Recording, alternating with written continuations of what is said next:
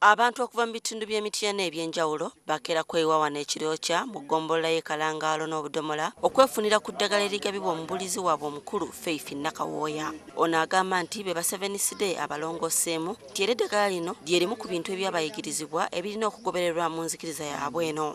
Ekitabo ky'abaseveniside bayita omwoyo gw'obunnabbi mwebiri ebibala ebyo. Era omukyala nabbi bayitanga Ellen White eri abinnyonnyolako.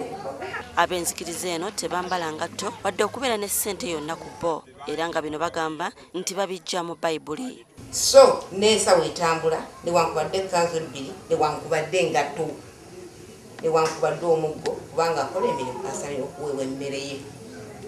Ekitegeeza tetuba nazo ensimbi tetuzikwatako. Temukwata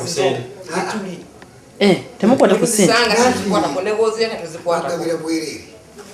Ekirala ekimaze abantu enviiri ku mutwe kwe kubeera nti abantu b'eddiini eno tebalya mmere enfumbe. Kale twakizuula twamala okusoma nti ekintu ky'oba tofumbyeko emigaso gyonna Katonda gye yatonda gibaamu.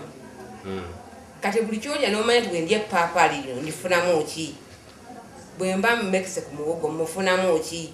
Omudengo oyo bamukolokota ne balya ne bagirongoosamuko mu by'okukolokota ne muwogo bw'atyo negambanga era balina bye basosola gambanga ebijanjaalo ebintu ebitaliika bibisi tebabirya.